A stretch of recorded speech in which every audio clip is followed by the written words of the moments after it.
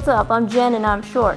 In this video, I'll show you how to turn this basic Rubie's child-size Kylo Ren helmet into this masterpiece. So if you want to see how to modify a helmet from a person who has absolutely no experience in modifying helmets, well then you should stay tuned. First, let's talk about the supplies that you're gonna need. Because if you're like me, then you'll have absolutely none of these just laying around your garage or house. I'll have a list of the supplies down in the description, everything that you see here. But let's go through them one by one. First, an X-acto knife. Specifically, you're gonna need a number 16 scoring blade.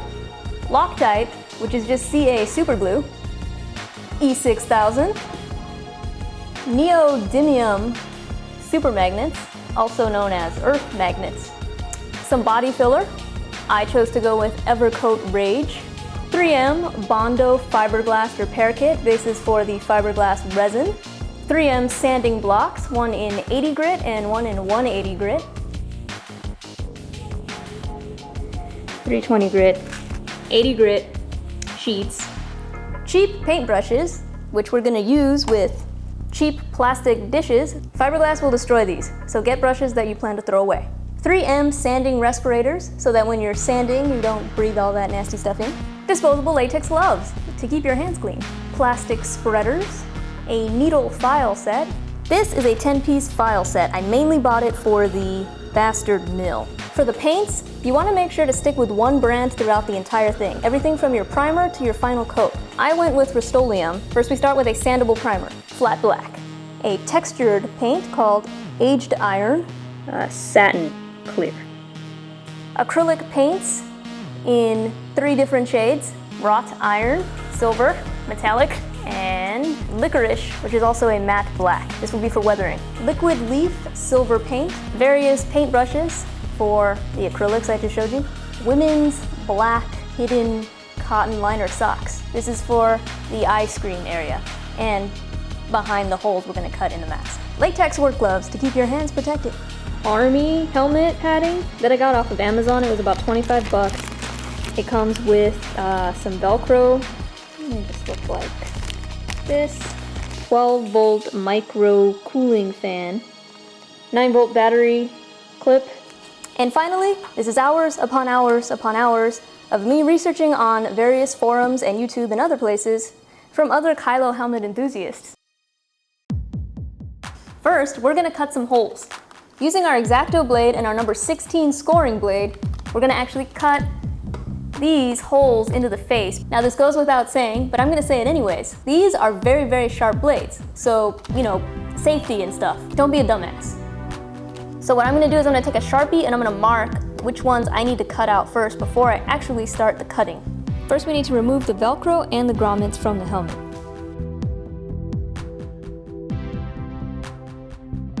And we've removed the eye mesh as well.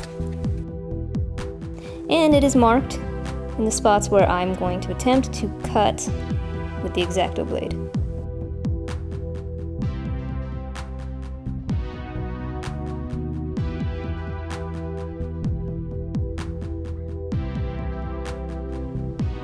So now we just need to do that for the rest.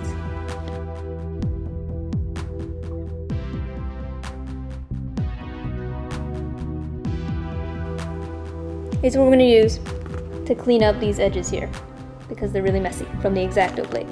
So this is the one that I've chosen. Cleaned up the holes.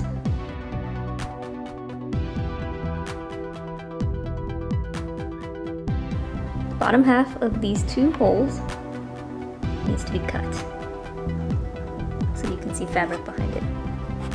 Just the bottom half. It's not cut out, but it looks like it should be. So I finally cut the last 2 holes in the mask. I filed all the holes with these needle files.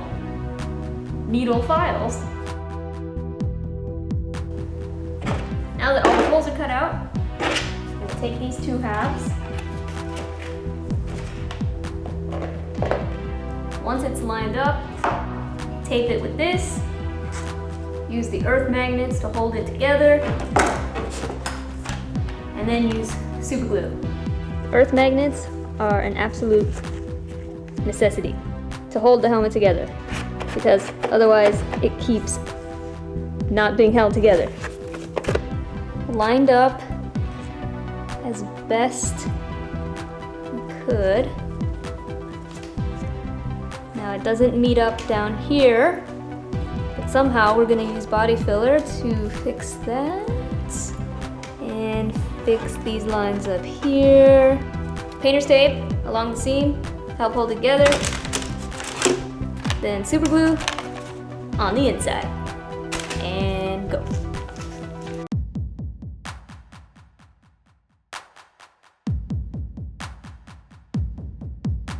That's a helpful assistant right there. Yeah, I'm just gonna take your tape and eat it.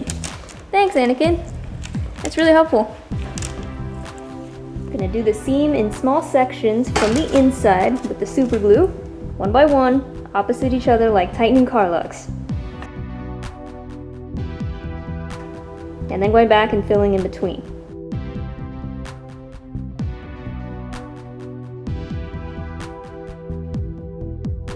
Joining the halves sucks. One side is bueno. Other side, not so much. Our super glue has dried overnight. Now we're gonna take strips of styrene. We're gonna put them inside the helmet, right across the seam. It's hard to see because it's black on black. Anyways, that should help hold it together, give it some strength. And we're gonna use E6000.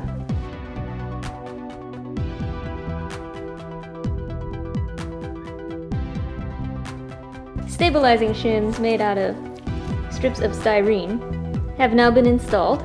Super magnets come in handy yet again, as they will hold it in place. There's all the strips. For a maximum bond, 72 hours. So we're gonna let that sit for 72 hours. This hole should not be there. Gorilla tape.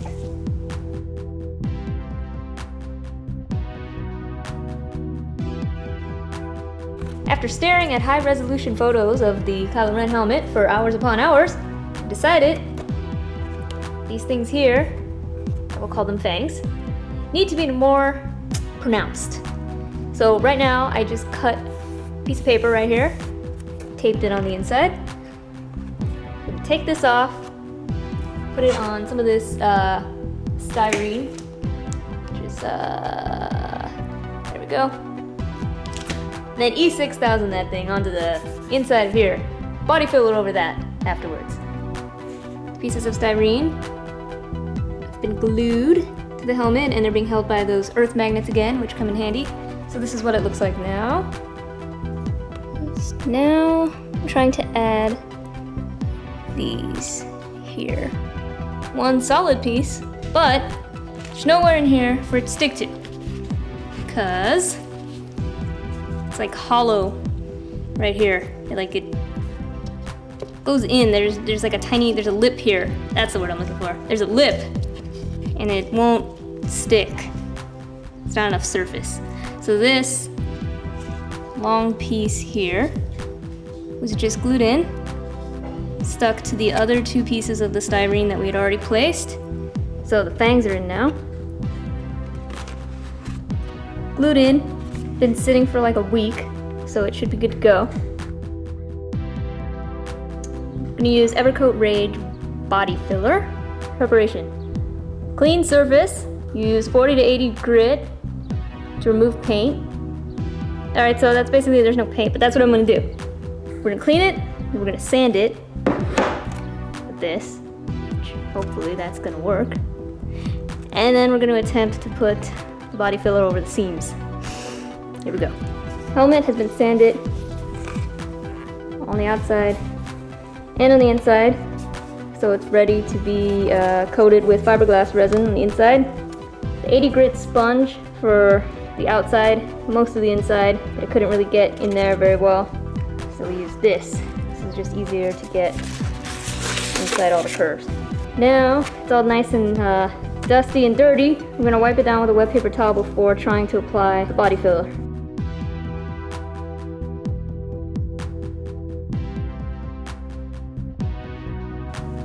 says knead before using. That? I don't know. I would assume that's what that is. Kneading?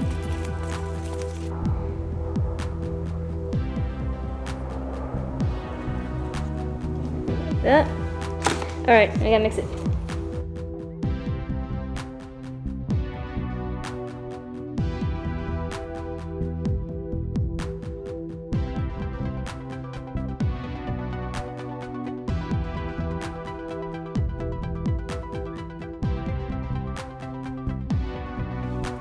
Alright, first batch dried up before we can use it all.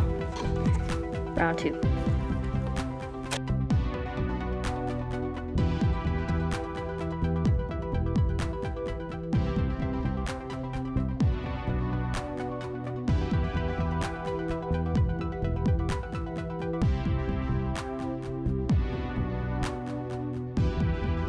You can still see the seam right there.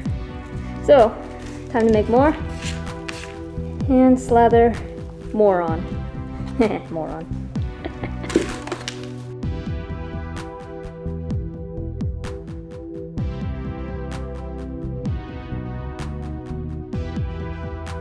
This is probably my least favorite part coming up, because now that the body filler has dried, you have to sand it down and make it nice and even. Mask on over your nose and mouth so you don't inhale all the nasty particles. This is gonna suck. This thing smells. Yeah. Good as that's gonna get. I don't know where that one goes. Added protection. Put this on. Over it.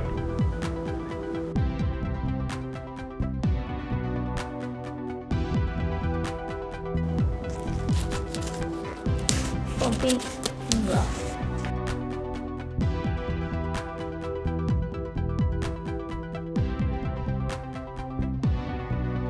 Two hours of non-stop sanding, and this is only how far we've gotten. And I had to go pick up some more sandpaper. 80 grit sheets, which hopefully will make it a little bit easier to sand the rest of it down. 2 more hours of sanding. We realized that some pieces fell off, so I need to put more body filler. Yeah, the putty fell out of that one. So now I gotta put more of that. And then wait till tomorrow and sand again. Okay, the helmet has sat overnight. Put more body filler. Yeah, that's all gonna have to be sanded now. Still not sure what I'm gonna do with this area here. Let's figure that out. Start sanding. And then the other thing was filling the hole right here, because that piece just like popped right out. So now we get to sit down for a few more hours and sand. So we'll be back after that. After sanding, starting to look like a helmet. Nice and smooth. These indentations were carved out. This side looks a little funky, but hopefully once it's painted, it'll be okay.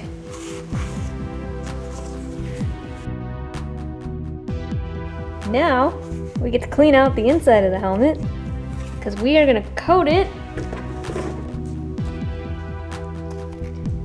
with the fiberglass resin. I think this is the hardener stuff, right? Doesn't say, but I think this is the hardener. And we're just going to coat the inside and then let it dry.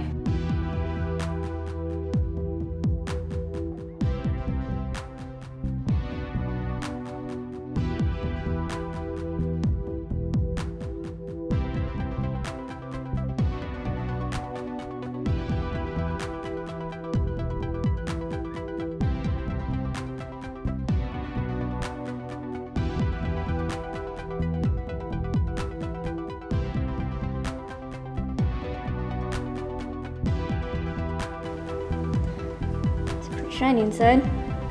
Coat it all the way. Smells like butt. Brush coat, 2 hours. It's gonna sit for like another week. We're gonna use this. Now according to this, first we need to clean it, soap and water, let it dry. Then we can do this. The plan for this is to primer a light coat, wait about 8 to 10 minutes, then do a second light coat to ensure the whole helmet's covered, and then let that dry overnight before we try to lightly sand this, and then get it ready for paint. Ready for the first coat of sandable primer.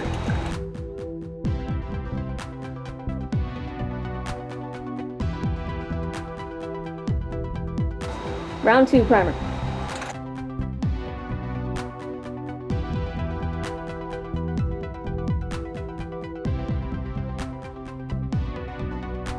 Two coats of primer, 1 week ago.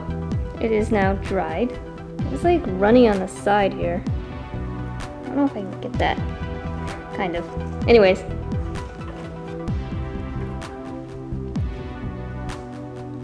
.180 grit sandpaper sponge thing.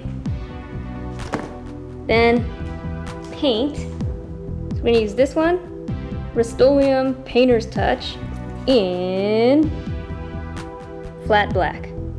Now the original plan was to add a textured coat in aged iron and this stone textured finish, but it looks like his helmet is not that textured after all, so I think we're just gonna use flat black and see how it looks.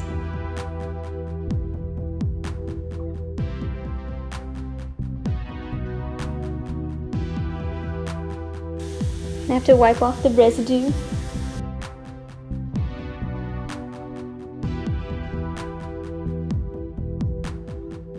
The imperfections are good.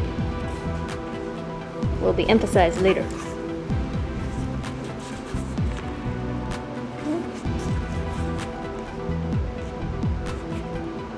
Okay, it's time for paint. One light coat and then wait 8 to 10 minutes.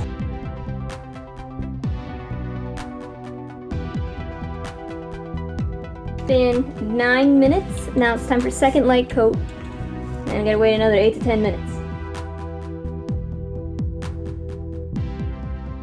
2 light coats of flat black.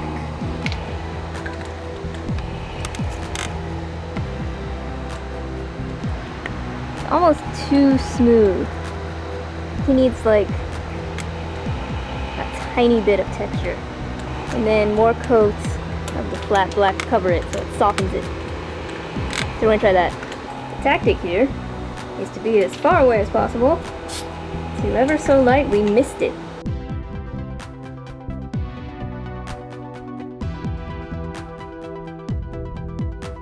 So we'll put, after another 8 to 10 minutes, we'll do 2 wet coats of the flat black over it.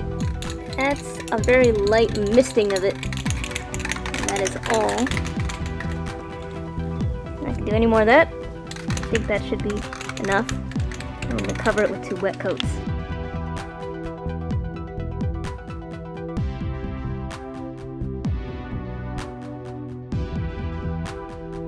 The second wet coat, and we waited 15 minutes this time.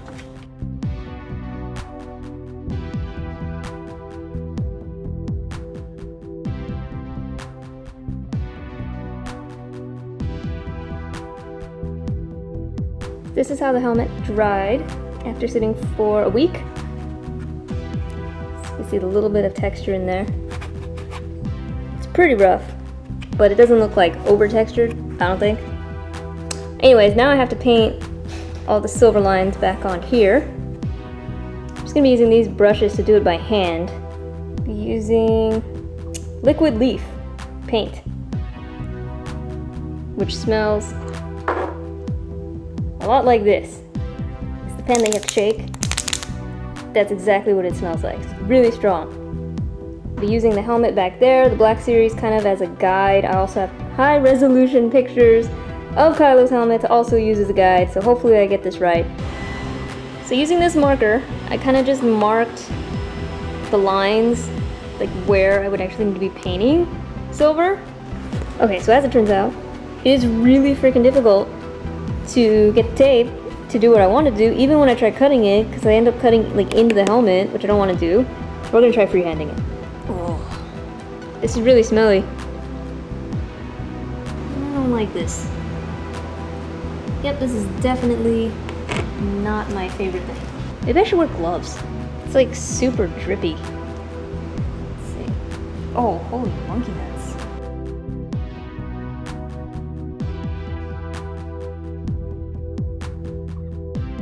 Okay, so I switched over to this brush. Let's see that. Anyways, it's just a little bit longer and kind of easier to use. So I dip it in this and then I kind of just wipe it, like the excess, off on the cardboard before I start brushing. So what it does is instead of getting like a solid silver like I have up here, I'm getting more of a faded or worn looking, which is good because the lower half of his helmet is more like this than it is like this.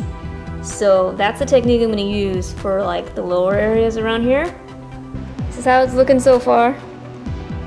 So it's all freehand, so it's not like perfect lines, but I really tried. But it's really hard. I purposely dry brushed the bottom so that it looks worn, kind of scuffed a little bit. If there's a lot of unevenness, like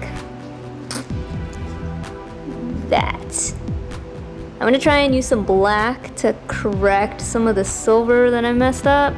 Also, I ended up using some of this metallic acrylic paint because it was easier to work with to get like neater lines, and I thought adding a different shade of silver might look kind of neat. Anyways, try and fix that, and then I have to add all of the weathering marks. So using licorice, which is a matte acrylic, this brush here, and fixed the silver part that I screwed up, which actually, you know what, now I can't even tell which one it is because I fixed it so nicely. I think it was this one. Yeah, I think it was here. Anyways, I just made it look a little more straight. Then, since I had black on here, I went back to the areas like around here where I put the silver, and I just kind of dry brushed some black over it so it doesn't look, looks a little more layered that way, and not like I just painted silver. So hopefully that helps make it look a little more like actual damage. So there's a dent in the back of the helmet right here. I had dry brushed some of that silver paint onto it, starting from the center and then just brushing kind of out like that.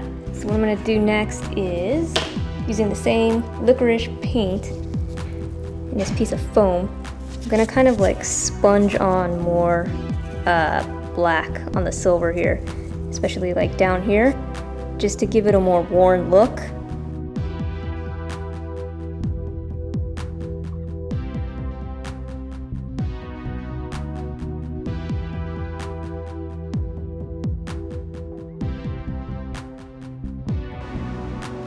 Add some damage here. That kind of lines up with the damage in the helmet up here. So I used this piece of foam and just dabbed it all the way across, and then took the clean side of it and kind of wiped away the excess. Did that on the lower parts as well. What I did to try and get some depth is I started with dry brushing silver.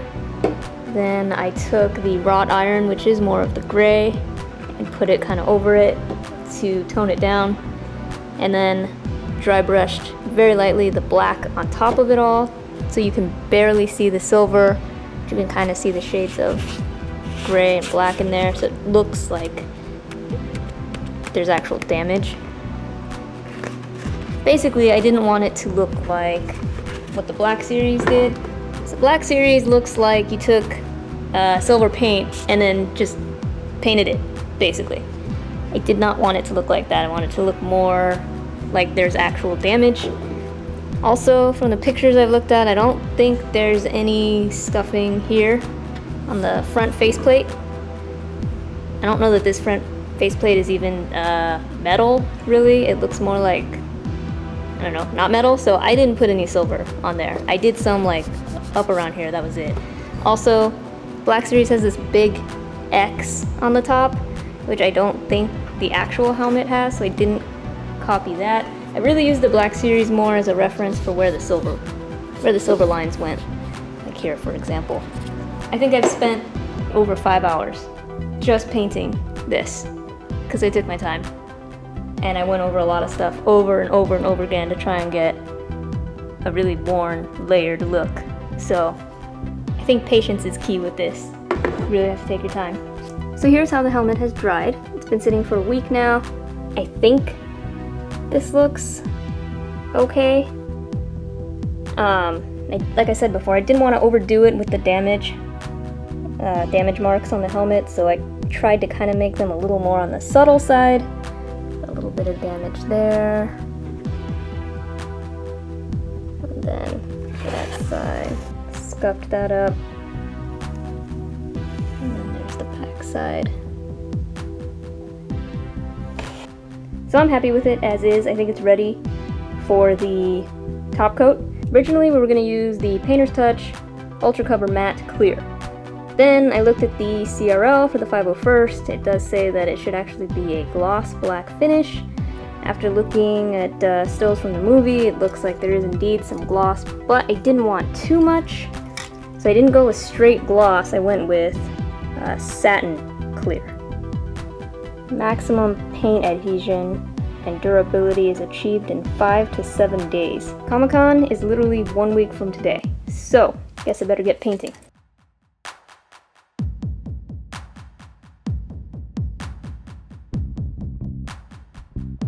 Second, light coat.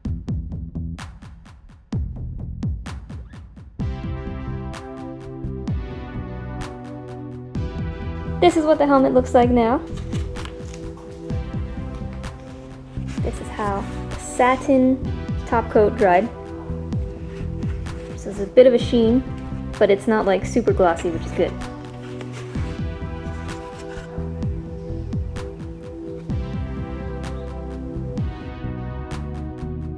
So now we have to work on the eyepiece. This is the eyepiece that came in the helmet originally, so we're gonna pull this off completely. We will replace that with this Merona hidden cotton liner sock.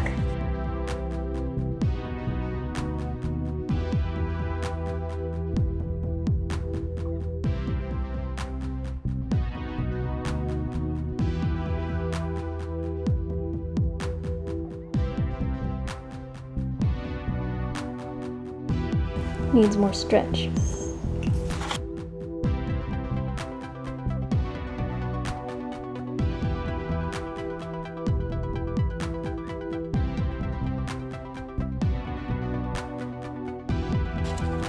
Basically, I need something that's going to hold this in place so that when I pull it, it stays.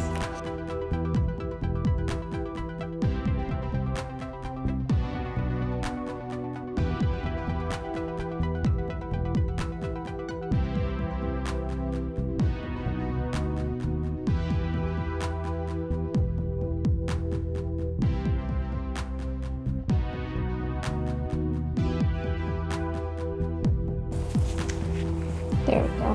Now we can see through it. The other sock needs to be about 3 by 3, essentially, stretched in order to cover this section here.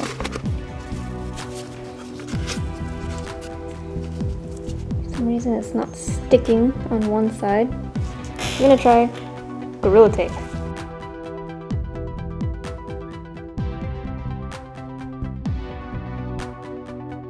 Since Gorilla Glue is not working, I'm attempting to put the eyepiece in with Gorilla Tape.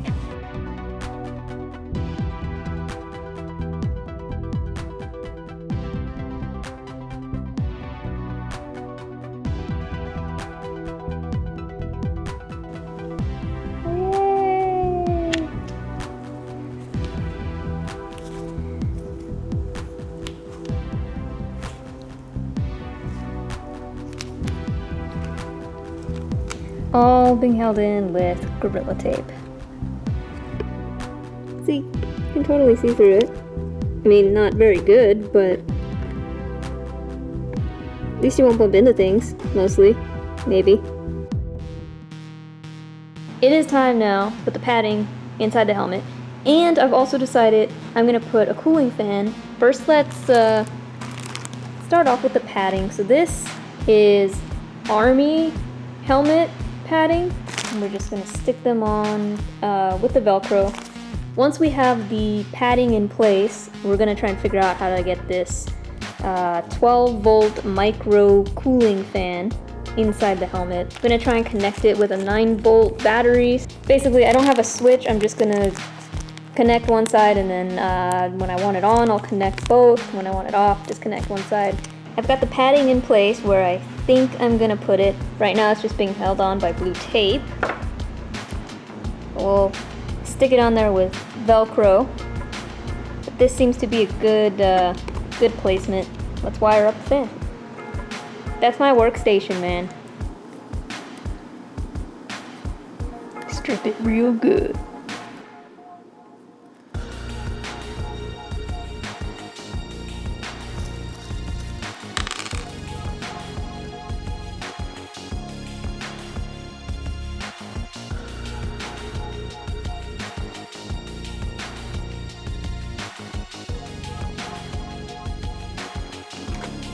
This is how it ended up. So the fan, here we go, is sitting on a custom bracket made of cardboard and styrene so that it's not pressed up against the helmet. There's a gap there. I'm pushing it forward. The airflow goes basically right up into my face, which is nice. But it doesn't touch my face, which is better. This is all being held in right here by the Gorilla Tape, which seems pretty strong. It doesn't seem like it's going anywhere. Then there's the wiring, just holding it up against the helmet with blue tape for now, in case. And then batteries right here on the side, being held with Velcro. And that's pretty much it. And here it is. I was gonna put a magnet at the top of the helmet because I thought the hood was gonna move around.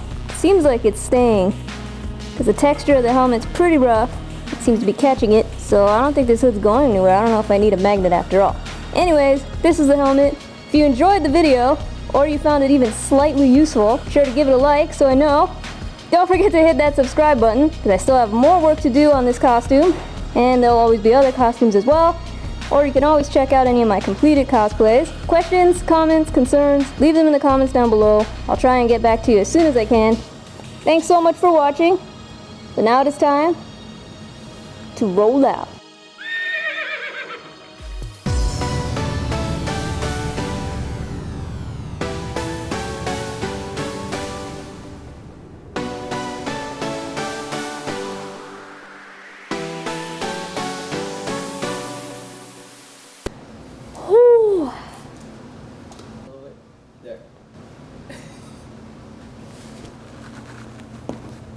Annie!